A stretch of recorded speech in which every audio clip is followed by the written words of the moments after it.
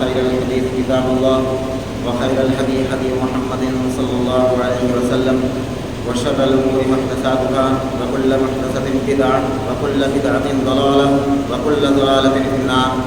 أعوذ بالله السميع العليم من الشيطان الرجيم. بسم الله الرحمن الرحيم. يا أيها الذين آمنوا اتقوا الله حق تقاته ولا تموتن إلا وأنتم مسلمون. يا أيها الناس اتقوا ربكم الذي خلقكم من نفس واحدة وخلق منها زوجها وبث منهما رجالا كثيرا ونساء واتقوا الله الذي تساءلون به والأرحام إن الله كان عليكم رقيبا. يا أيها الذين آمنوا اتقوا الله وقولوا قولا سديدا يصلح لكم أعمالكم ويغفر لكم ذنوبكم ومن يطع الله ورسوله فقد فاز فوزا عظيما. قال الله تعالى في القرآن المجيد: إن الله وملائكته يصلون على النبي يا أيها الذين آمنوا صلوا عليه وسلموا تسليما. يا رب صل وسلم على محمد وآله وصحبه أجمعين، خصوصا على أفضل البشر بعد الأنبياء بالتحقيق أمير المؤمنين أبي بكر الصديق، وعلى الناطق بالصدق والصواب أمير المؤمنين عمر بن الخطاب، وعلى كامل الحياء والإيمان أمير المؤمنين عثمان بن عفان، وعلى غالب كل غالب أمير المؤمنين علي بن أبي طالب، وعلى الإمامين الهمامين السعيدين الشهيدين أبي محمد الحسن وأبي عبد الله الحسين، وعلى أمهما سيدة النساء فاطمة الزهراء، وعلى أمه الشريفين المطهرين من الأدناس الحمزة والعباس، وعلى الستة الباقية من العشرة المبشرة وسائر الصحابة والتابعين رضوان الله تعالى عليهم أجمعين. اللهم اغفر للعباس وولده مغفرة ظاهرة وباطنة لا تغادر ذنبا. الله في أصحابي لا تتخذهم غرضا من بعدي، فمن أحبهم فبحب حبهم ومن أبغضهم فببغض أبغضهم، وخير أمتي قرني ثم الذين يلونهم ثم الذين يلونهم. اللهم أيد الإسلام وأنصاره وأذل الشرك وأشراره. بارك الله لنا ولكم في القرآن العظيم ونفعنا وإياكم بالآيات والذكر الحكيم. إنه تعالى جواد كريم ملك بر رؤوف رحيم.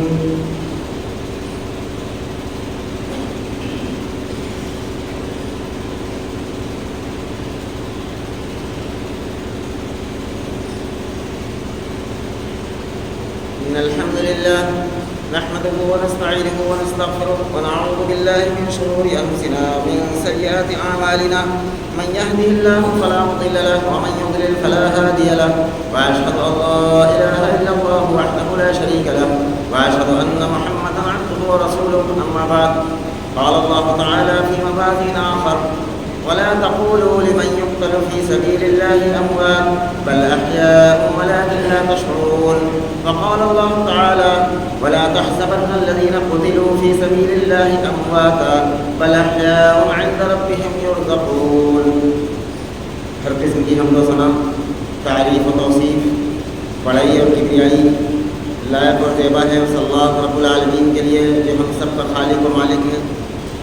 درود و سلام کے بیش بہا نذرانے ذات مقدسہ مطہرہ پر جو ہم سب کے بیچ رشد و ہدایت بنا کر کے بھیجے گئے، جن کا نام نامی اسم گرامی احمد مجتبیٰ محمد مصطفیٰ صلی اللہ علیہ وسلم. میرے بھائیوں اور بزرگوں، یہ اتنا متبرک دن ہے جس میں ہم اور آپ اس وقت اللہ کے فضل سے موجود ہیں، اور یوں ہی صرف جمعہ کی فضیلت اتنی زیادہ ہے احادیث کی کتابوں کے اندر کہ رسول اللہ صلی اللہ علیہ وسلم نے فرمایا کہ یہ جو عیدیں تو ہوتی ہیں سال بھر کے بعد، ان سے زیادہ فضیلت جمعہ کے دن کی فضیلت ہے. اور دوسرے یہ کہ آج کا جمعہ ایک الگ ہی خصوصیت رکھتا ہے، وہ یہ ہے کہ یوم عاشورہ آج ہے، اور یہ وہ تاریخ ہے کہ جس کے اندر بڑے بڑے حادثات اور واقعات رونما ہوئے ہیں دنیا کے اندر. ان میں سے یہ کہ بعض کی جو سند ہے وہ ضعیف ہے، اس کو میں منبر رسول پر بیان کرنا مناسب نہیں سمجھتا، لیکن دو چیزیں ایسی ہیں جو صحیح سند کے ساتھ میں ثابت ہیں. وہ یہ ہے کہ حضرت موسیٰ علیہ السلام کو جب فرعون نے تعقب کیا اور پیچھا کیا تو اللہ رب العالمین نے دریائے نیل میں فرعون کو اور اس کی قوم کو اسی دن غرق کیا تھا. حضرت موسیٰ علیہ السلام کو نجات دی تھی، اور نوح علیہ السلام کے وقت جب طوفان نوح ہوا تھا، دنیا کا بہت بڑا ایک حصہ پانی میں غرق ہو گیا تھا، اور اس کشتی جو نوح علیہ السلام چلا رہے تھے اس کو کوئی ساحل نہیں ملتا تھا، کوئی کنارہ نہیں ملتا تھا، اور یہ وہ محرم کی 10 تاریخ ہے جس دن اس کشتی کو کنارہ ملا، ایک ساحل مل گیا، جودی نام پہاڑ پر وہ کشتی جا کر رکی تھی، وہ یوم عاشورہ کا دن تھا۔ اسی طریقے سے بہت سارے واقعات ہیں۔ حضرت آدم علیہ السلام کی توبہ کو اللہ رب العالمین نے اسی تاریخ کو قبول فرمائی، یہ وہ متبرک تاریخ ہے، اور جمعہ ہونے کی وجہ سے آج سب سے زیادہ اس کی فضیلت ہے، اور سب سے زیادہ اللہ سے عاجزی اور دعائیں مانگنے کی آج کے دن ضرورت ہے، اور سب سے زیادہ اللہ سے توبہ کرنے کی ضرورت ہے۔ اللہ ہماری تمام خطاؤں گناہوں کو معاف فرما دے۔ میرے بھائی اور بزرگوں، پچھلے خطبات میں آپ حضرات سنتے چلے آئے ہیں کہ میں نے خلفائے راشدین کی شہادت پر مختصر سا تبصرہ کیا۔ اس آدھے گھنٹے 30 منٹ کے خطبے میں کسی ایک شہید کی اس کی عظمت کے مطابق پورا فلسفہ نہیں بیان کیا جا سکتا، لیکن میں نے کوشش کی کہ 2-3 خطبوں میں ابو بکر سیدنا عمر رضی اللہ تعالیٰ عنہ سے لے کر اور سیدنا حضرت علی رضی اللہ تعالیٰ عنہ علیہ السلام کے شہادت تک میں نے پچھلے خطبے میں بیان کیا تھا، اور میں نے وعدہ کیا تھا کہ آئندہ جو خطبہ ہوگا اس میں انشاءاللہ اہل بیت یعنی عظمت حسین کے تعلق سے چند باتیں عرض کرنے کی کوشش کروں گا، اور اللہ کرے کہ صحیح لفظوں میں ہمیں بیان کرنے کی اللہ توفیق دے، اور آپ حضرات کو صحیح سمجھنے کی توفیق دے۔ سب سے پہلے اس بات کو سمجھ لیں کہ رسول اللہ صلی اللہ علیہ وسلم نے سیدنا حسن اور حسین رضی اللہ تعالیٰ عنہ کو صرف نواسا نہیں کہا، بلکہ بے شمار احادیث میں ایسے واقعات گزرے ہیں جہاں رسول اللہ صلی اللہ علیہ وسلم نے حضرت حسن اور حسین علیہ السلام کے وہ اپنا بیٹا کہا، اولاد رسول کہا جاتا ہے۔ اور اسی طریقے سے رسول اللہ صلی اللہ علیہ وسلم نے فرمایا کہ ریحانتا من الدنیا، یہ میرے 2 نواسے میرے دنیا کے پھول ہیں، اگر یہ مرجھا جائیں تو دنیا کی رونق چلی جائے۔ یہ میرے 2 نواسے دنیا کے پھول ہیں۔ بخاری کے اندر بھی روایت ہے، اور صحیح مسلم کے اندر، ابن ماجہ کے اندر، کئی احادیث کی کتابوں کے اندر یہ روایت موجود ہے۔ اور عطا بن یسار رحمہ اللہ تابعی ہیں جو فرماتے ہیں کہ ایک صحابی سے انہوں نے یہ روایت کی ہے کہ رسول اللہ صلی اللہ علیہ وسلم نے یہ دعا مانگی حضرت حسن اور حسین رضی اللہ تعالیٰ عنہما کو گود میں لے کر یہ دعا مانگی کہ اللہ اللہم انی احبہما فاحبہما، اے اللہ میں ان دونوں سے محبت کرتا ہوں، اے اللہ تو بھی ان سے محبت فرما۔ اللہ رب العالمین سے دعا کی رسول اللہ صلی اللہ علیہ وسلم نے کہ اللہ میں ان سے محبت کرتا ہوں اور تو بھی ان سے محبت فرما۔ عظمت کے تعلق سے یہ پہلی دلیل ہے، اور دوسری دلیل یہ ہے کہ حضرت ابو ہریرہ رضی اللہ تعالیٰ عنہ فرماتے ہیں جو صحیح مسلم کی روایت ہے، اور پہلی روایت جو میں نے بیان کی وہ ترمذی اور مسند احمد کے اندر موجود ہے، اور یہ بھی مسند احمد کے جلد نمبر 10 کے اندر یہ روایت موجود ہے۔ حضرت ابو ہریرہ رضی اللہ تعالیٰ عنہ فرماتے ہیں کہ رسول اللہ صلی اللہ علیہ وسلم جمعہ کے روز منبر پر خطبہ دے رہے تھے، اور یہ چھوٹے چھوٹے تھے، سیدنا حضرت حسن رضی اللہ تعالیٰ عنہ اور حضرت حسین رضی اللہ تعالیٰ عنہ ان سے بھی چھوٹے تھے، یہ چھوٹے چھوٹے بچے تھے، اور یہ خطبے کے دوران مسجد کے اندر حضرت ابو ہریرہ فرماتے ہیں کہ سرخ رنگ کی قمیض پہنے ہوئے مسجد کے اندر آ رہے تھے، صفوں کو پھلانگتے ہوئے، گرتے پڑتے ہوئے، پھسلتے ہوئے۔ حضرت ابو ہریرہ رضی اللہ تعالیٰ عنہ بیان فرماتے ہیں کہ یہ دونوں نواسے پھسلتے ہوئے، گرتے پڑتے ہوئے منبر کی طرف پڑھ رہے تھے، تو آپ صلی اللہ علیہ وسلم نے بجائے یہ کہنے کی کہ کوئی شخص ان کو روکے یا ان کو گود میں اٹھا لے، رسول اللہ صلی اللہ علیہ وسلم منبر پر سے اتر گئے خطبہ دینے کے بعد، उतर कर दोनों को गोद में उठाया रसूलुल्लाह सल्लल्लाहु अलैहि वसल्लम ने, और गोद में उठाकर कुरान मजीद की एक आयत तिलावत फरमाई कि इन्नमा अम्वालुकुम व औलादुकुम फितना, माल और औलाद फितना होती है लोग। लेकिन रसूलुल्लाह सल्लल्लाहु अलैहि वसल्लम ने किसी दूसरे को उठाने के लिए कहना भी गवारा नहीं किया। ये अज़मत हसनैन पर ये दूसरी दलील। और इससे एक हदीस से एक मसला भी ये निकलता है कि मुसलमान अपने बच्चों को सुर्ख रंग के कपड़े पहना सकता है, इसलिए कि रसूलुल्लाह सल्लल्लाहु अलैहि वसल्लम की मौजूदगी में जो अमल किया जाए उसी को शरीयत कहा जाता है, उसी को इस्लाम कहा जाता है। आप सल्लल्लाहु अलैहि वसल्लम की मौजूदगी में नबी के नवासों ने सुर्ख रंग की कमीज़ पहनी। हज़रत अबू हुरैरा रज़ियल्लाहु ताला अन्हु बयान फरमाते हैं, इस हदीस से यह पता चलता है बच्चों को आदमी सुर्ख रंग का कपड़ा पहना सकता है। अलबत्ता आम तौर पर मर्द के लिए रसूलुल्लाह सल्लल्लाहु अलैहि वसल्लम ने सफ़ेद लिबास को पसंद फरमाया है, सफ़ेद लिबास को बच्चों को पहनाया जा सकता है। तीसरी चीज़ ये है कि हज़रत अबू हुरैरा रज़ियल्लाहु ताला अन्हु इस हदीस के भी रावी हैं, फरमाते हैं कि रसूलुल्लाह सल्लल्लाहु अलैहि वसल्लम एक मर्तबा एक कंधे पर हज़रत हसन रज़ियल्लाहु ताला अन्हु को और दूसरे कंधे पर हज़रत हुसैन रज़ियल्लाहु ताला अन्हु को बिठाए हुए आप सल्लल्लाहु अलैहि वसल्लम कभी इस नवासे का मुँह चूमते तो कभी इस नवासे का मुँह चूमते। और हज़रत अबू हुरैरा और दीगर सहाबा इकराम ने देखा और कहा कि या रसूलल्लाह, आप इनसे बहुत ज़्यादा मोहब्बत करते हैं। तो आप सल्लल्लाहु अलैहि वसल्लम ने कहा कि मन अहब्बहुमा फ़क़द अहब्बनी, मैं सिर्फ मोहब्बत नहीं करता हूँ, जो इनसे मोहब्बत करे वो शख्स मुझसे मोहब्बत करता है। वमन अबग़ज़हुमा फ़क़द अबग़ज़नी, जिसने इनसे बुग़्ज़ रखा उसने मुझसे बुग़्ज़ रखा। तो पता ये चला कि अहले बैत की मोहब्बत का ताल्लुक़ ईमान से है, इसलिए कि रसूलुल्लाह सल्लल्लाहु अलैहि वसल्लम की हदीस मुस्लिम शरीफ के अंदर, बुखारी के अंदर हदीस नंबर 15 पर मौजूद है कि रसूलुल्लाह सल्लल्लाहु अलैहि वसल्लम फरमाया कि ला युमिनु अहदुकुम हत्ता अकूना अहब्बा इलैहि मिन वलदिही व वालिदिही वन नास अजमईन, तुम में से कोई शख्स मोमिन नहीं हो सकता उस वक्त तक जब तक कि अपने बाप से, अपनी औलाद से और दुनिया के तमाम इंसानों से ज़्यादा मुझसे मोहब्बत न करने लग जाए, उस वक्त तक कोई मोमिन नहीं हो सकता। और रसूलुल्लाह सल्लल्लाहु अलैहि वसल्लम यहाँ पर फरमाते हैं कि मन अहब्बहुमा फ़क़द अहब्बनी, जिसने इन नवासों से मोहब्बत की उसने मुझसे मोहब्बत की। वह फमन अबग़ज़हुमा फ़क़द अबग़ज़नी, जिसने इनसे बुग़्ज़ रखा उसने मुझसे बुग़्ज़ रखा। बड़ी आसानी से लोग कह देते हैं, आज बड़े बड़े उलमा भी इस बीमारी में मुब्तला, आसानी से कह देता है इंसान कि यजीद की कोई गलती नहीं थी, यजीद तो दिमश्क में था और लोगों ने कूफा में, करबला में कत्ल किया सैयदना हुसैन रज़ियल्लाहु ताला अन्हु। मेरे भाइयों, ये एक तरह के बुग़्ज़ की निशानी है इंसानियत। अरे वो मिसाल देने की भी काबिल नहीं है सैयदना हुसैन रज़ियल्लाहु अन्हु के तलवे में जो गर्द लगा है। अगरचे यजीद एक सहाबी का बेटा है, लेकिन हुसैन रज़ियल्लाहु ताला अन्हु के पैर में लगे हुए गर्द के बराबर भी उसकी औकात नहीं हो सकती।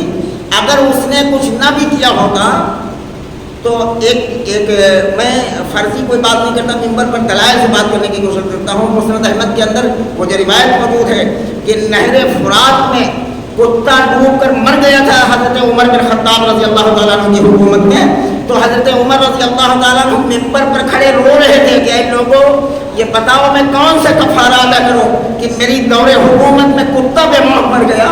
उसी नहर फ़ुरात के किनारे पर नबी का नवासा कत्ल कर दिया गया और ये कहा जाए कि इस हुकूमत की कोई गलती नहीं है, जिसकी हुकूमत थी उसकी कोई गलती नहीं है। मेरे भाइयों, इससे बड़ा कोई जुल्म नहीं हो सकता, इससे बड़ी कोई अन्याय हो सकती। अगर किसी का अकीदा ये हो कि, और बहुत से लोगों का अकीदा है, आप यूट्यूब पर जाकर देखें, बहुत सारे लोग यजीद रहमतुल्लाह अलैह भी कहते हैं, मैं तो नहीं कहता, इसलिए कि रहमतुल्लाह अलैह कहने के काबिल ही नहीं वो शख्स। बेशुमार गलतियाँ कुरान हदीस, यहाँ तक कि उनके बाप की भी बेशुमार गलतियाँ मौजूद हैं। मुआविया रज़ियल्लाहु अन्हु इसलिए कहा जाता है कि वो कानूनी तौर पर सहाबी, वरना बेशुमार गलतियाँ कुरान हदीस की किताबों के अंदर उनके बाप की मिलती हैं, उसकी तो बेशुमार गलतियाँ।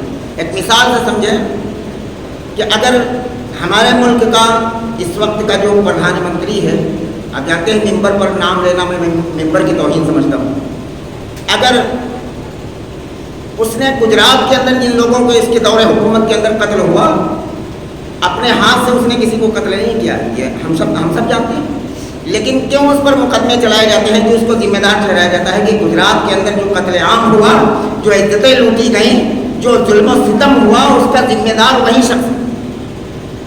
تو جب اس وقت کا حاکم جس کی حکومت میں قتل عام ہو جائے وہ ذمہ دار ہے، تو اس وقت کا حاکم کیوں نہیں ذمہ دار؟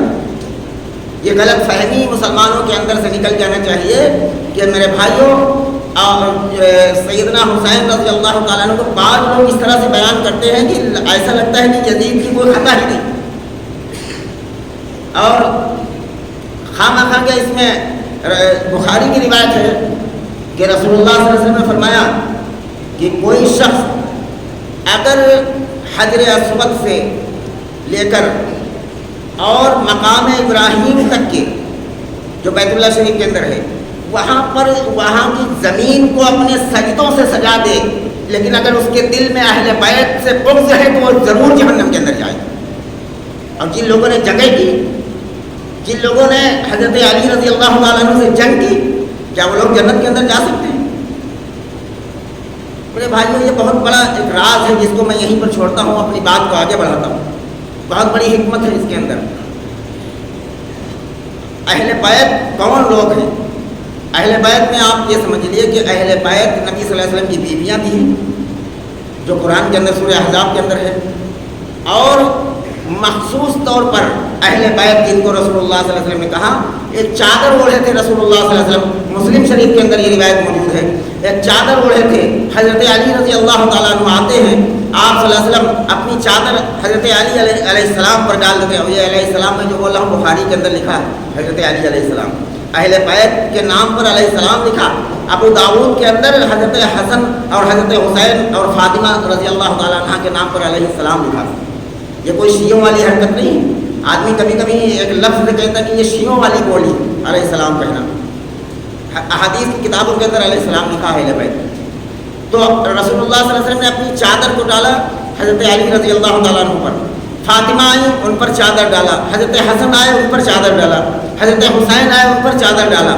اس کے بعد اللہ کے حبیب صلی اللہ علیہ وسلم اپنے اس چادر پر سے اپنے ہاتھوں کو بلند کرتے ہیں اور دعا کرتے ہیں کہ اے اللہ، یہ میرے اہل بیت ہیں، یہ میرے اہل بیت ہیں، ان کو ہر طرح کی برائی سے پاک کر دیجیے۔ رسول اللہ صلی اللہ علیہ وسلم دعا کرتے ہیں۔ اسی لیے جو پنجتن پاک کہتے ہیں لوگ، تو میری سمجھ سے پنجتن پاک کہنا کوئی غلط لفظ نہیں ہے، پنجتن پاک کہا جا سکتا ہے، اس لیے کہ یہ 5 ہستیاں تھیں جن کو اس چادر کے اندر رسول اللہ صلی اللہ علیہ وسلم نے اکٹھا کر کے کہا تھا کہ اے اللہ، یہ میرے اہل بیت ہیں۔ کوئی بری بات نہیں ہے اس میں۔ عام طور پر اگر پنجتن پاک کہا جائے تو آدمی کہتا ہے یہ شیعہ لوگ کہتے ہیں۔ کوئی بھی کہتا ہو، اگر لفظ صحیح ہے تو اس کو بولنے میں حرج کیا؟ اگر لفظ صحیح ہے، آپ صلی اللہ علیہ وسلم نے 5 لوگوں، عام طور پر آدمی کہتا ہے کہ 4 بیٹیاں تھیں رسول اللہ صلی اللہ علیہ وسلم کی، لیکن جمعہ کے خطبے میں ایک ہی بیٹی کا ذکر کیوں آتا ہے؟ اس میں بھی وجہ یہ ہے کہ رسول اللہ صلی اللہ علیہ وسلم نے بے شمار فضیلت بیان فرمائی حضرت فاطمہ زہرا رضی اللہ عنہا کی، اسی لیے اسی بیٹی کا ذکر زیادہ آتا ہے۔ ان بیٹیوں کا انکار نہیں کیا جا سکتا۔ ہم سب یہ جانتے ہیں کہ رسول اللہ صلی اللہ علیہ وسلم کی پہلی بیٹی کا نام زینب تھا، دوسری کا رقیہ، تیسری کا ام کلثوم، چوتھی کا سیدہ فاطمہ رضی اللہ تعالیٰ عنہ علیہ السلام۔ اسی طریقے سے حضرت حذیفہ رضی اللہ تعالیٰ عنہ فرماتے ہیں کہ رسول اللہ صلی اللہ علیہ وسلم نے فرمایا کہ ایک فرشتہ نازل ہوا، اور آپ صلی اللہ علیہ وسلم نے فرمایا کہ یہ فرشتہ اس سے پہلے کبھی زمین پر نہیں اترا تھا، ایک خاص خبر لے کر ایک خاص فرشتے کو اللہ رب العالمین نے بھیجا۔ اب مقام اہل بیت میں بیان کر رہا ہوں، اس لیے ان حدیثوں کو میں چن کر آج لایا ہوں۔ مقام اہل بیت کیا؟ ترمذی کے اندر حدیث نمبر 3781 نمبر پر یہ روایت موجود ہے۔ حضرت حذیفہ رضی اللہ تعالیٰ عنہ فرماتے ہیں کہ رسول اللہ صلی اللہ علیہ وسلم نے فرمایا کہ ایک فرشتہ نازل ہوا جو زمین پر اس سے پہلے کبھی نہیں آیا تھا۔ اس سے پتہ یہ چلتا ہے کہ جبریل علیہ السلام کے سوا بھی فرشتے رسول اللہ صلی اللہ علیہ وسلم کے پاس پیغام لے کر آیا کرتے تھے۔ یہ فرشتہ جو اترا تو آپ صلی اللہ علیہ وسلم نے کہا کہ یہ فرشتہ کبھی بھی زمین پر اس سے پہلے نہیں آیا تھا، یہ ایک پیغام لے کر صرف آیا۔ وہ کون سا پیغام ہے؟ اس نے آ کر کہا کہ اللہ نے یہ پیغام بھیجا ہے بِأَنَّ فاطمة سیدۃ نساء اہل الجنہ، آپ کی بیٹی فاطمہ جنت کی عورتوں کی سردار ہے، وَأَنَّ الْحَسَنَ وَالْحُسَيْنَ سَيِّدَا شَبَابِ أَهْلِ الْجَنَّةِ، کہ یہ دو نواسے حسن اور حسین جنت کے نوجوانوں کے سردار ہوں گے، جنت کے نوجوانوں کے سردار۔ ان کو بشارت کہاں مل رہی ہے؟ سیدنا حسین رضی اللہ تعالیٰ عنہ کو جب بالکل بچے ہیں، بالکل چھوٹے ہیں، بعض مؤرخ نے لکھا ہے کہ 7 سال اور حسن رضی اللہ عنہ کی 13 سال کی عمر، بعض نے اور کم لکھا ہے۔ بہرحال عمر حدیث کی کتابوں میں نہیں ہوتی، تاریخ کی کتابوں کے اندر ملتی۔ تو بچپنے کے اندر یہ بشارت مل رہی ہے، اور ایک فرشتہ خاص پیغام لے کر آتا ہے۔ کبھی کبھی آدمی جھونکے میں بیان کر جاتا ہے، نبی کے بہت سارے نواسے تھے، اس بات کا انکار نہیں کیا جا سکتا، لیکن جن نواسوں کی فضیلت رسول اللہ صلی اللہ علیہ وسلم نے خود بیان فرمائی ہے، ان کو بیان کرنا چاہیے آدمی، اس کے بغیر کام نہیں چلتا۔ فرمایا کہ بِأَنَّ فاطمة سیدۃ نساء اہل الجنہ، یہ آپ کی بیٹی فاطمہ جنت کی عورتوں کی سردار ہوگی، وَأَنَّ الْحَسَنَ وَالْحُسَيْنَ سَيِّدَا شَبَابِ أَهْلِ الْجَنَّةِ، کہ حسن اور حسین جنت کے نوجوانوں کے سردار ہوں گے۔ نوجوانوں، اگر سیدنا حسین رضی اللہ تعالیٰ عنہ کی قیادت میں جنت میں جانا چاہتے ہو تو سیدنا حسین رضی اللہ تعالیٰ عنہ کے مشن کو سمجھ لو، مشن سمجھنا ضروری ہے۔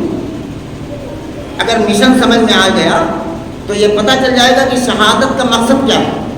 سیدنا حسین رضی اللہ تعالیٰ عنہ اتنا مقام ہونے کے باوجود ان کو خلیفہ نہیں بنایا گیا، حاکم نہیں بنایا گیا، حسد کی یہ انتہا تھی، اب دوسرے کو بنا دیا گیا، یہاں تک کہ حسین رضی اللہ تعالیٰ عنہ اس پر خاموش رہے۔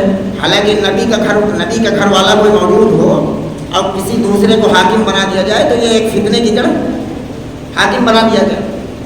حسین رضی اللہ عنہ خاموش رہے، لیکن جب کوفیوں نے خط لکھنا شروع کر دیا، اور خط لکھا، اس قدر خط لکھا کہ 2 بورے خط تھے، 2 بورے خط۔ ان لوگوں نے لکھا کہ آپ آئیے، ہم بیعت کریں گے اور یزید کی حکومت ہم کو منظور نہیں، ہم بیعت کریں گے۔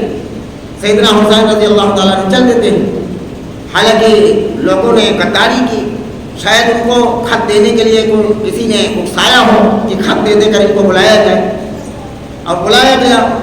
اور اس کے بعد ان کے ساتھ وہ حادثہ ہوا جسے آپ سنتے رہتے ہیں، اور جس وقت میں اس کو یہیں پر چھوڑ کر بات کو آگے بڑھاتا ہوں، وہ حادثہ ہوا، وہ 70 یا 72 لوگوں کا قافلہ سیدنا حسین رضی اللہ تعالیٰ عنہ لے کر چلتے ہیں۔ ان کے ساتھ جو معاملہ ہوا، ظالمانہ طور پر ان کے ساتھ سلوک کیا گیا، اور اس کے بعد نتیجہ یہ ہوا کہ ان خط کے تھیلوں کو جلا دیا گیا۔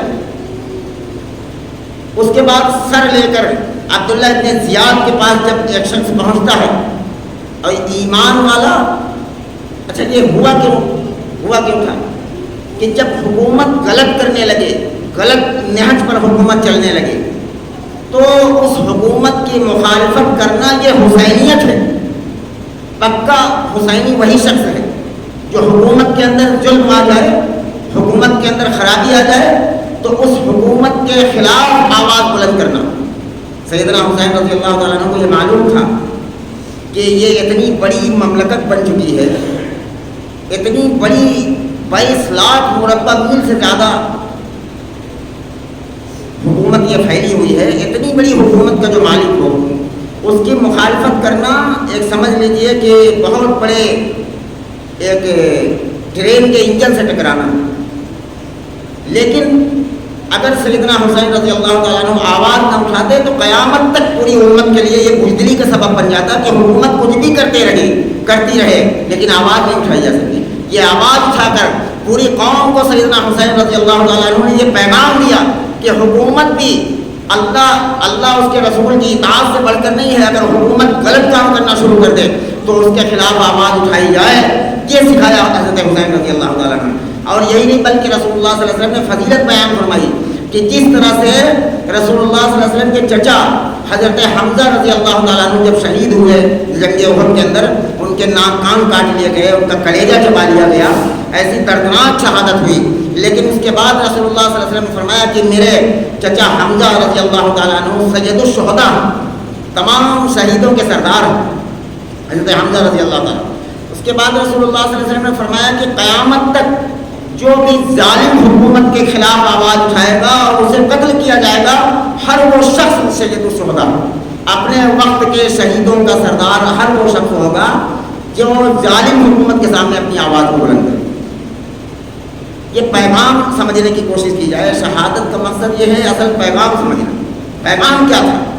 پیغام یہ تھا کہ حکومت ظالم ہو تو اس سے ڈر کر گھر کے اندر نہیں بیٹھنا، اس کے خلاف آواز اٹھانا، چاہے کچھ بھی ہو جائے۔ حضرت حسین رضی اللہ تعالیٰ عنہ نے یہ کر کے دکھایا۔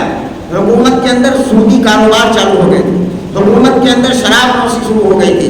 ان تمام پورے جو خلاف دین جو کام تھے، ان تمام کاموں کو لے کر سیدنا حسین رضی اللہ تعالیٰ عنہ نے وقت کی حکومت کی مخالفت کی، اور اس کے بعد وقت کی حکومت نے ان کے اوپر ایسے لوگوں کو مسلط کیا، انہیں قتل کر دیتے، اور ایسے ایسے گورنر عبداللہ ابن زیاد اتنا ظالم آدمی تھا، اتنا ظالم گورنر تھا کہ اس کے پاس سیدنا حسین رضی اللہ تعالیٰ عنہ کا جب سر پہنچتا ہے، سر مبارک پہنچتا ہے، تو وہ چھڑی سے اس پر مارتا ہے اور کہتا ہے کہ تم مقابلہ کر چکے۔ حضرت انس بن مالک رضی اللہ تعالیٰ عنہ جو رسول اللہ صلی اللہ علیہ وسلم کا وضو کراتے تھے اور بستر لگاتے تھے رسول اللہ صلی اللہ علیہ وسلم، 10 سال تک خدمت کی محمد رسول اللہ صلی اللہ علیہ وسلم کے۔ حضرت انس بن مالک رضی اللہ تعالیٰ عنہ نے دیکھا اور کہا ہے ظالم تو اس سے باز آ جا، تو کس چہرے پر چھڑی مارتا ہے اس چہرے کو محمد رسول اللہ چوما کرتے تھے، لیکن اس کے اندر خوف نکل جائے، کلمہ ہے آدمی کے اندر، اس کے بعد بھی وہ غلط کام کرتا ہے۔ جو لوگ اس میں ملوث تھے وہ کافر ظاہری طور پر نہیں تھے، سب کے سب کلمہ پڑھتے تھے، نماز بھی پڑھتے تھے۔ یہ کافروں کے ساتھ یہ معاملہ نہیں تھا کہ کافروں کی کوئی جنگ ہو، لیکن میرے بھائی اور بزرگوں، قوم کے ساتھ ایسا معاملہ کیا گیا کہ پہلے شیعوں نے ان محرم کے دنوں میں کچھ ایسی رسومات نکالی جن کی وجہ سے قوم کا بیڑا غرق ہو گیا۔ قوم سمجھتی رہی کہ ہم کوئی اچھا کام کر رہے ہیں، لیکن شیطان نے ایسی چیزوں میں پھنسا دیا کہ بیچارے اس دور کے اندر جو جن لوگوں نے کیا تھا انہوں نے دشمنی میں کیا تھا، آج کے دور کے اندر جو لوگ کر رہے ہیں وہ دشمنی میں نہیں کر رہے ہیں۔ سچائی کو جھٹلانا نہیں چاہیے۔ میرا خیال اگر 2-4 منٹ آج حاضر ہو جائے، اکثر آدمی روزے سے ہیں اور آج کوئی کام بھی نہیں ہے، اگر 2-4 منٹ زیادہ ہو جائیں تو میں معذرت چاہتا ہوں کہ فرمایا کہ میں عرض کر رہا تھا کہ شیعوں نے پہلے ایسی حرکتیں کی کہ ایسی رسومات طاری کی، اس کے بعد اہل سنت میں سے بعض لوگ اس میں شامل ہوئے۔ وہ تمام چیزیں ایسی تھیں کہ جو اس وقت کے لوگوں نے دشمنی میں کیا تھا، آج کا مسلمان سیدھا سادہ وہ محبت میں کرتا ہے، سچائی کا انکار ہم نہیں کرتے، محبت میں لوگ کرتے ہیں۔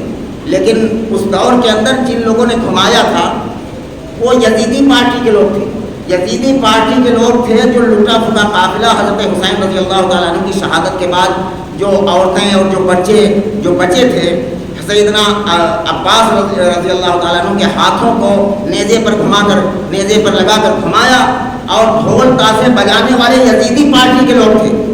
آج کل بیچارہ سیدھا سادہ مسلمان وہ سمجھتا ہے کہ وہ اچھا کام کر رہے ہیں، اور وہ ایسے کام کرنے لگتا ہے جو اس وقت کے سیدنا حسین رضی اللہ تعالیٰ عنہ کے دشمنوں نے کیا تھا۔ آپ اندازہ لگائیں کہ کبھی کبھی آدمی ایسی بات کہتا ہے، جب اسے یہ کہا جاتا ہے تو کہتا ہے یہ شہادت ہے، اس میں اسلام زندہ ہوا تھا، یہ ڈنکا بج رہا ہے۔ اچھا، تعزیہ کے معنی ہوتا ہے غم کی نشانی۔ آپ لغت میں دیکھیے، پڑھ کر دیکھیے، تعزیہ کا لفظی معنی یہ ہوتا ہے کہ غم کی نشانی۔ اچھا، اگر ڈنکا بجایا جا رہا ہے اور خوشی منائی جا رہی ہے تو پھر تعزیہ کیوں ہے؟ اگر تعزیہ غم کی نشانی ہے تو پھر ڈھول کیوں ہے؟ کیا عجیب عجیب چیزوں میں انسان پھنس چکا ہے میرے بھائیوں۔ سیدنا حسین رضی اللہ تعالیٰ عنہ کی محبت میں لوگ کر رہے ہیں، لیکن آپ دیکھیں کہاں پھنسا دیا ہے شیطان نے لوگوں کو۔ تاریخ طبری کے اندر لکھا ہے کہ سکینہ رضی اللہ عنہ کو جب اونٹ پر بٹھا کر گھمایا گیا تو اس وقت جو لوگ بانٹ رہے تھے کچھ چیزیں، وہ بانٹنے والے یزیدی پارٹی کے لوگ تھے۔ تو حضرت سکینہ نے کہا کہ اے کوفیوں، اگر تم میرا ادب نہیں کرتے ہو، میں آل رسول میں سے ہوں، تو کم از کم اس رزق کا ادب کرو جس کو تم خود کھاتے ہو۔ یہ تمام کی تمام چیزیں ایک سیدھے سادے مسلمانوں کے اندر آ گئی میرے بھائیوں، جو چیزیں ہونا چاہیے وہ نکل گئی۔ اچھا، آدمی جب یہ تمام باتیں سنتا ہے اور وہ کبھی کبھی اس کے ذہن میں سوال ہوتا کہ کیا کیا جائے پھر آخر، یہ سب چیزیں غلط ہیں تو پھر کیا کیا جائے، کرنا کیا ہے آخر؟ آدمی وہ سمجھتا ہے کہ لنگر کر دیا جائے یا پلاؤ بانٹ دیا جائے تو اس سے حضرت حسین رضی اللہ تعالیٰ عنہ کی روح کو فائدہ پہنچے گا۔ میرے بھائیوں، یہ وہ جنتی ہیں کہ اگر یہ کربلا کی سرزمین پر شہید نہ بھی ہوتے تب بھی ان پر جنت واجب تھی۔ بچپن میں کہا گیا تھا بِأَنَّ فاطمة سیدۃ نساء اہل الجنہ، فاطمہ جنت کے عورتوں کی سردار ہوگی۔ وَأَنَّ الْحَسَنَ وَالْحُسَيْنَ سید شباب اہل الجنہ، یہ حسن اور حسین جنت کے نوجوانوں کے سردار ہیں۔ یہ بشارت محمد رسول اللہ نے بچپن میں دی تھی۔ ہمیں اپنے ماں باپ جن کے ماں باپ مر چکے ہیں ان کی مغفرت کی کوشش کرنی چاہیے، ان کے لیے صدقے اور خیرات کرو۔ ہمارے ماں باپ جو دنیا سے جا چکے ہیں گنہگار ہیں، ان کے لیے صدقے اور خیرات کرو۔ ہم اہل بیت کے لیے کیا کر سکتے ہیں؟ وہ تو بخشے بخشائے ہوئے ہیں، وہ جنتی ہیں۔ اگر کربلا میں شہادت نہ بھی ہوتی تب بھی وہ جنت کے اندر جاتے، اور جنت کے نوجوانوں کے سردار، ان کے لیے کچھ کرنے کی ضرورت نہیں۔ ان کے لیے ہم اور آپ کچھ نہیں کر سکتے سوائے ایک چیز کے جس کو رسول اللہ صلی اللہ علیہ وسلم نے بیان فرمایا۔ وہ کیا ہے کہ جب بھی درود پڑھا جائے تو اللہم صلی علی محمد نہیں بلکہ وعلی آل محمد پڑھا جاتا ہے۔ اور یہ چیز رسول اللہ صلی اللہ علیہ وسلم نے پہلے سے سکھا رکھا کہ جب بھی درود پڑھا جاتا ہے تو صرف نبی صلی اللہ علیہ وسلم پر نہیں بلکہ آل پر۔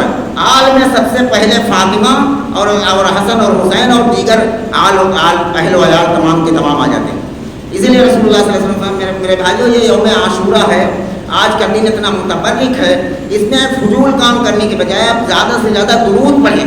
اور جب درود پڑھیں گے تو یہ کربلا کے شہید ہوں یا جنگ احد کے شہید ہوں، سب پر سلام کی آئے گی۔ جب آپ یہ پڑھیں گے اللہم صلی علی محمد وعلی آل محمد، جب یہ کہتا ہے آدمی تو سب سے پہلے یہ درود محمد رسول اللہ کی آل پر پہنچتا ہے، اور آل یہی ہے فاطمہ، حسن اور حسین، اور آل علی، آل عباس، آل عقیل، آل مسلم، یہ کہ تمام کے تمام جو ہے اہل بیت میں سے ہیں جنہیں سید کہا جاتا ہے، سب کے سب پر درود و سلام آ جاتا ہے۔ تو یہ سکھایا رسول اللہ صلی اللہ علیہ وسلم نے کہ کرنا یہ ہے تمہیں، اس کے سوا کچھ کرنے کے لیے حکم نہیں فرمایا رسول اللہ صلی اللہ علیہ وسلم نے۔ میرے بھائیوں، جو لوگ یہ تمام کرتے ہیں ہم ان سے نفرت نہیں کرتے۔ جو لوگ تعزیہ لے کر گھومتے ہیں وہ بھی ہمارے بھائی ہیں، ہم سمجھانے کی کوشش کرتے ہیں اور ہم کوشش کرتے ہیں کہ صحیح پیغام لوگوں تک پہنچ جائے۔ ہم دشمنی نہیں رکھتے، حسد اور بغض نہیں رکھتے، ہم محبت کرتے ہیں۔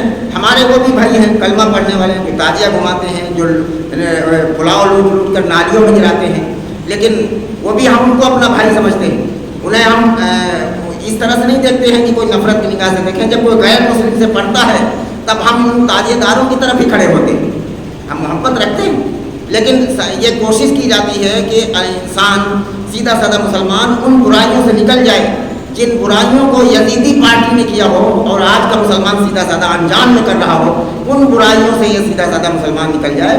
اس کے لیے کوشش کی جا رہی، صاف ستھری بات کہنے کی کوشش کی جا رہی ہے تاکہ لوگوں کو سمجھ آ جائے۔ میرے بھائیوں اور بزرگوں، یہ وہ چیزیں ہیں جن کو سمجھنا اور سمجھانا اتنا ضروری ہے کہ اگر اس کو سمجھے بغیر مسلمان چلا گیا تو پھر وہ زندگی بھر یہ سمجھتا رہے گا کہ ہم نے کوئی اچھا کام کیا، جو قرآن کے اندر موجود ہے کہ بعض لوگ اس طرح سے اللہ کے دربار میں پہنچیں گے کہ وہ زندگی بھر یہ سمجھتے رہے ہوں گے میں نے کوئی اچھا کام کیا، میں نے کوئی دین کا کام کیا، لیکن ان کے اعمال سب کے سب ضائع ہوں گے اور خسارے میں ہوں گے۔ وَقَدِمْنَا إِلَىٰ مَا عَمِلُوا مِنْ عَمَلٍ فَجَعَلْنَاهُ هَبَاءً مَّنثُورًا۔ اگر اہل بیت کی گستاخی، اگر نبی کے گھر والوں کی کوئی گستاخی ہمارے اندر آ جائے، اس کے بعد نمازیں ہو بھی، روزے ہو بھی، تب بھی انسان جنت کے اندر نہیں جائے گا۔ اللہ فرماتے ہیں کہ اس کے اعمال کو ہم ایک ہی پھونک میں اڑا دیں، ایک ہی پھونک میں ختم کر دیے جائیں۔ نالیوں میں نالی پر کھڑا ہو کر آدمی یا حسین کرتا ہے، شرم کی بات نہیں۔ یہ وہ ہستیاں ہیں جن کا نام لینے کی نالی کے کنارے کھڑے ہونے کی جگہ نہیں۔ میرے بھائیوں، بات کو سمجھنے کی کوشش کرو، یہ گستاخی ہے، اہل بیت کے امام عالی مقام کی گستاخی ہے۔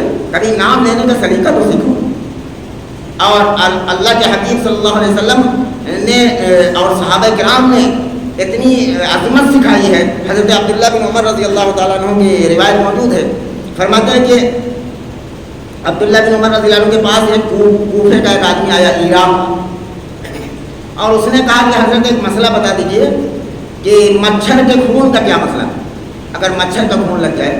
دوسری روایت کے اندر ہے، اس نے کہا کہ احرام کی حالت میں جب طواف کر رہا ہو بیت اللہ شریف کا، احرام کی حالت میں ہو، اگر کوئی مکھی مار دے اس کا کیا مسئلہ ہے؟ حضرت عبداللہ بن عمر رضی اللہ تعالیٰ عنہ نے کہا کہ اس عراقی کو دیکھیے جو آل رسول کا قتل کیا جس نے، وہ آج مچھر کا مسئلہ پوچھنے آیا۔ عظمت سکھائی ہے صحابہ کرام نے کہ اہل بیت کا مقام کیا ہے، اس کی عظمت کیا ہے، اور شہادت کی وجہ کیا اختیار ہے۔ اس وجہ کو سمجھنا، اس مشن کو سمجھنا کہ یہ چیز آج کے نوجوان اپنے اندر زندہ کریں۔ سیدنا حسین رضی اللہ تعالیٰ عنہ کے ساتھ اگر جنت میں جانا ہے تو ان چیزوں کو زندہ کیا جائے کہ وقت کی حکومت اگر اللہ اس کے رسول کے خلاف کوئی آواز، کوئی کام، کوئی قانون نافذ کرے گی تو ہم اس کی مخالفت کریں گے۔ یہ سکھایا حضرت حسین رضی اللہ تعالیٰ عنہ کی شہادت۔ نیت کرو انشاءاللہ اس پر ہمیں عمل کرنا۔ جب بھی وقت کی حکومت اگر اللہ اس کے رسول کے خلاف کوئی قانون نافذ کرے گی تو ہم اس کی مخالفت کریں گے۔ آج کا نوجوان یہ سبق لے کر آج کے خطبے میں اٹھے۔ سیدنا حسین رضی اللہ تعالیٰ عنہ کی شہادت کا یہی مقام و مرتبہ اور یہی مقصد ہے۔ اس مقصد کو سمجھنے کے لیے میں نے عظمت حسین کو بھی بیان کیا، اور پچھلے خطبے میں صحابہ کرام و خلفائے راشدین کی شہادتوں کو جو بیان کیا ہے، اس کی وجہ یہی ہے کہ کاش کی شہادت کا مقصد بھی انسان کی زندگی کے اندر آ جائے اور اتر جائے، ہمارے اندر سے بزدلی نکل جائے۔ یہ نہ سمجھے کہ ہم تنہا آواز بلند کی جائے، اور جن لوگوں نے آواز بلند کیا میں اس کا نام نہیں لیتا ہوں، پر یہ ریکارڈ ہو رہا ہے اس لیے میں نام نہیں لے رہا ہوں۔ اللہ نے ان کو حکومت دی ہے، ابھی 2-3 دن کا معاملہ، ان کو حکومت دی اور پورے ملک پر فتح دیا، اور سپر پاور طاقت کو انہیں نے مار خریدا، اور سپر پاور طاقت کو پیچھے ہٹا کر ایک اللہ کی تکبیر کو بلند کیا ہے۔ ابھی یہ 2-3 دن کا معاملہ ہے جو حضرات نیوز وغیرہ سنتے جانتے ہیں۔ اللہ رب العالمین سے دعا ہے کہ جو باتیں کہیں سنی گئی ہیں اللہ ہم سب کو اس پر عمل کی توفیق عطا فرما دے۔ یا رب العالمین ہم سب کو جب تک زندہ رکھے اسلام پر، جب موت دیجیے تو ایمان پر خاتمہ نصیب فرما۔ یا رب العالمین آخری سانس میں کلمہ نصیب فرما۔ یا رب العالمین اپنی اور اپنے رسول کی سچی پکی محبت نصیب فرما۔ یا رب العالمین اپنے نبی کی سچی پیروی نصیب فرما، اپنے اور اپنے رسول کی سچی پکی اطاعت نصیب فرما۔ یا رب العالمین اہل بیت کی اور نبی کے گھر والوں کی سچی محبت ہم سب کے دلوں میں اتار دیجیے۔ یا رب العالمین لوگوں کے فریب کی وجہ سے جو غلط رسومات امت کے اندر رائج ہو گئی ہیں، یا رب العالمین ان تمام رسومات سے ہر کلمہ پڑھنے والے کو سچی توبہ کی توفیق نصیب فرما۔ یا رب العالمین اپنے کرم سے، اپنے کرم کی نگاہ سے اس امت کو دیکھ لیجیے، رحم کی نگاہ سے اس امت کو دیکھ لیجیے۔ یا رب العالمین آج جمعہ کا دن ہے، یوم عاشورہ ہے، آج ہم نے بڑے برائیوں سے اور بڑے اہم مرحلوں سے لوگوں کو نکال لیا۔ حضرت موسیٰ علیہ السلام کو نکال لیا، حضرت یونس علیہ السلام کو نکال لیا، حضرت یونس علیہ السلام کو مچھلی کے پیٹ سے آج کے دن نکال لیا۔ یا رب العالمین ہم میں جو بیمار ہیں گھروں میں سالوں میں، اللہ ان کو بیماریوں سے بھی نکال لیجیے۔ آج کے دن ہم آپ کے در کے بھکاری بن کر آئے ہیں۔ یا رب العالمین ہم سب کو بھیک دے دیجیے۔ جو جس لائن سے پریشان ہے اللہ آج اس کی پریشانی کو دور کرنے کا فیصلہ فرما دیجیے۔ یا رب العالمین ہم سب کے دلوں میں جو تمنائیں اور جو خواہشات ہیں، یا رب العالمین تمام تمناؤں اور خواہشوں کو پوری فرما دیجیے، جائز تمناؤں اور خواہشوں کو پوری فرما دیجیے، اپنے کرم سے قبول فرما لیجیے۔ وصلی اللہ وسلم عباد اللہ رحمکم اللہ، ان اللہ یأمر بالعدل والإحسان وإيتاء ذی القربى وینہی عن الفحشاء والمنکر والبغی یعظکم لعلکم تذکرون، اذکروا اللہ العلی العظیم یذکرکم وادعوہ یستجب لکم ولذکر اللہ تعالی اعلی واولی واعز واجل واتم واعظم واکبر۔